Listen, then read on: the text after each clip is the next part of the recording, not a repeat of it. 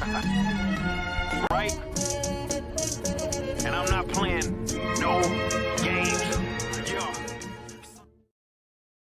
Hey, I'm Pops, and let's do a new edition of Good Read, Must Read, Don't Read. Let's focus on Namor. Yes, the essentially antagonist. I'm not sure villain. I'm not sure what they're going for in this film, so that will be to be determined. Not quite sure how they're going to handle that part, but we will go from there. So yeah, so here we try to talk about a comic book or series or something like that that I can recommend or don't recommend, those kinds of things. So let's just jump right into it. Let me start with the don't read, because this is going to be probably the one that will probably surprise people the most, and that will be not going to recommend the original old school stuff, like going way back. So for those of you who don't know, Namor dates back to the very beginning. I mean, by very beginning, I'm talking like, imagine old DC. Well, the same kind of thing happened on the Marvel side. It's just it wasn't Marvel yet, right? You're talking about like, the 1940s. You're talking about like some really old stuff. A, it could be expensive for you to find. B, I'm going to give you a solution on why I'm not recommending this. You can go online and you can find these sort of like Wikipedia character summaries, this kind of thing. Here's the Golden Age image here on the right. You can see this look with the yellow behind him. They changed it, of course, in the Silver Age, where you have sort of Stan and Kirby bringing him up to speed in the 60s, which is not terrible. I'm not going to obviously say no to Jack Kirby art, which is freaking amazing. However, I just think that in the grand scheme of things, and again, I'm not going to try to pretend that I'm some big Namor fan or that I read a whole bunch of Submariner books or anything like that. But this is there's different. I'm going to copy this link and put it in the description. This is Comic Vine, and it is not terrible. So I'm going to put this link in the description, and you can kind of go over there and you can read up maybe on some things that you may want to do here. It's going to be actually a lot of footnotes on this one, because again, I'm not going to pretend that I'm an expert on Namor and talk it out of my backside, right? So there's a long, rich history with a character that dates back that far. There's tons of little stories in here. You may find something that you look at and you think might be interesting to you or something like that. I think that is all fine. But for me, it's not something that I would, spend a lot of time and energy and chase down. So why do I say that? Why, Pops? Why would you tell me not to read the OG stuff? Like this seems strange. This seems kind of off-brand, if you will. Like, this seems very off-brand, and it is off-brand, and I'm not going to pretend. But so I'm surprised because I reread it, and I have to admit, when I started rereading it, I was kind of like meh, and then I realized I'm reading a 12-issue miniseries that came out in the 80s, done by Roy Thomas, the great Roy Thomas. For those of you who don't know, he's just one of those names where people just forgot how great Roy Thomas is. So it's a 12-part miniseries called The Saga of the Submariner. And we're going to give you some high-level stuff. I'm going to also try to put in a lot of these links in the description that I ripped off of other sites and stuff like that. It's going to be one of these videos where I'll have a lot of stuff to do in here. But let me just tell you that this story dates all the way back to the beginning. What Roy and his wife is named Dan, which is Danielle, and 12-part series that basically catches you up on 40 years of Namor, right? That's what you get. You get the very beginning. It reads real heavy with all the mythology and Atlantis. You get the name. You get he's the avenging son. You have him meet Namora because he doesn't like girls yet. And then you get the story with Human Torch, the original Human Torch, not Johnny Storm, the OG, right? Jimmy Hammond, right? So this is like Marvel Mystery Comics. This stuff dates back forever, right? Then you have the original stuff of like the Invaders, right? So you have stuff that's pulled from early Invaders comic books. Even like What If, I think, is kind of included. I'm not going to pretend that I'm an expert on some of those, but it seems like they really pulled together all that kind of stuff. You have the Fantastic Four stuff because Namor is obviously always chasing after Sue. You have Avengers crossover stuff, X-Men crossover stuff, Surfer. Yeah, you just get the entire mythos, like 40-something years, totally caught up that he puts together.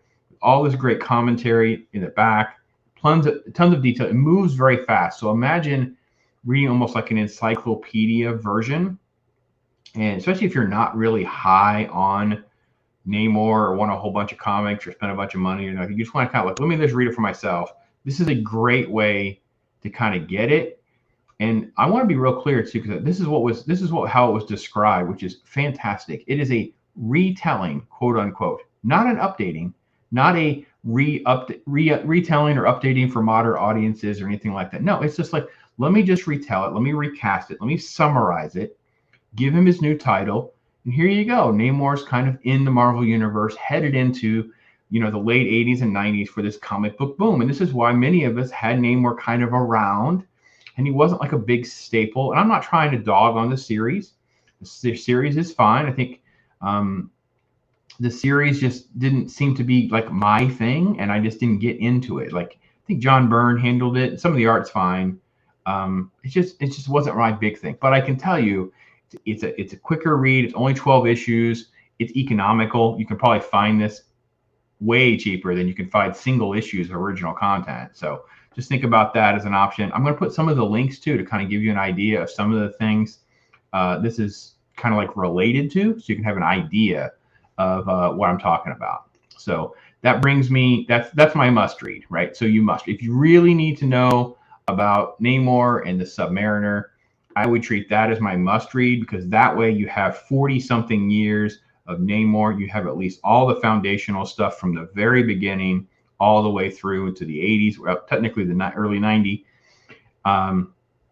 right there for you. Like 1 year, like this 1 year, he and his wife put all this together in 88 to 89, and I think it's the way to go. Now, why do I call this a good read? I call this my good read because it is dark, and it is not for everybody, right? I will tell you, I reread this. I had this on my list of trying to get to for Halloween, because people asked about like Halloween and horror comics. This is one of the covers. This is number 4. So this is a Submariner miniseries called Submariner: The Depths.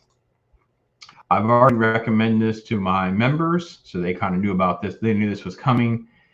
And I have to tell you, it's a short miniseries. Peter Milligan wrote it, which is funny because I'm reading a Batman story that he also wrote that I love.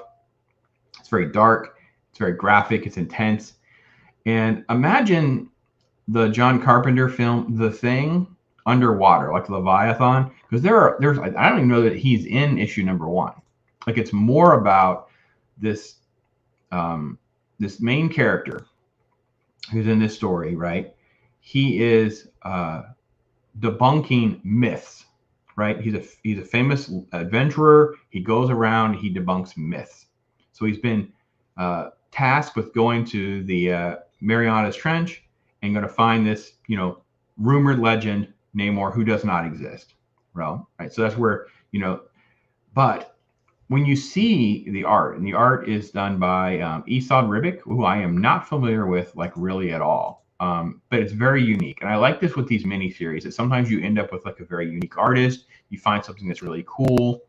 And I know he's done a lot of work on the X side of things like that. So that's why I'm just not real familiar with his work, because a lot of it kind of came, much later. And this is not an area that I was real versed in. Totally loved this story. Thought this was fantastic. Thought that the cover in themselves would have had me interested in them if I had been really big into these comics during this timeline. It's a short miniseries. It reads very fast. The characters are good. I think the art gets a little odd at times with the trying to depict like shock and horror, but I don't think, look at this cover. Can I get this to go bigger? How do I make this one bigger? It doesn't want to go bigger for some reason. Where basically he's attacking someone underwater. It's so mysterious and meant to be like scary with how they approach everything. It is really, really good. It has, it's hardcore. It's not for like a child, but it's not like rated R or anything like that. So it's not like, like a Clive Barker book or anything like that. So that's kind of my good read. And I say that because it's not essential for Namor history or lore. It's just a really good story, short miniseries, easy to get into, probably can easily find the trades, relatively inexpensive as well. So just to recap, The Depths, Submariner, The Depths is my good read. My must read is Saga of the Submariner. It's a 12-part miniseries that started in 1988 by Roy Thomas. And the don't read is, you don't need to read all that old stuff. I mean, you're talking 40-something years that's summarized in that Saga series. There's not a reason to get bogged down with, pick and choose this, things like that. I'm going to put this link in the description for Comic Vine, which you can kind of pick and choose if there's something else that you may be interested in. I'm going to put it there. It's just an option. It's kind of an alternate. Because if you want to read the old stuff, you're going to have to buy like a masterpieces or a hard copy or something like that, where you get like that omnibus feel. I just don't think that you're getting a lot of value in that compared to what I think Roy and Danielle put together in their miniseries. So anyway, that's my take on it. Maybe you're completely wrong. Maybe you have a Namor series, because there's a lot of Namor content I am not familiar with, especially in some of the modern stuff. He comes and goes in a lot of comic books that I'm familiar with, and it wasn't anything where I'm going to pick out this one particular story that I think is worth more than another. I didn't have anything that jumped out at me, but I wanted to get this out there for you guys. I know many of you are interested in this because of the movie that's coming. So that's my take on it. Tell me what you guys think. I love hearing from you. If you got another character you want me to do, feel free to throw that down there as well. So thanks again for everything. Take care. All I do is chill. My life is a thrill, for real, Bob Ross. I be too calm for the drama.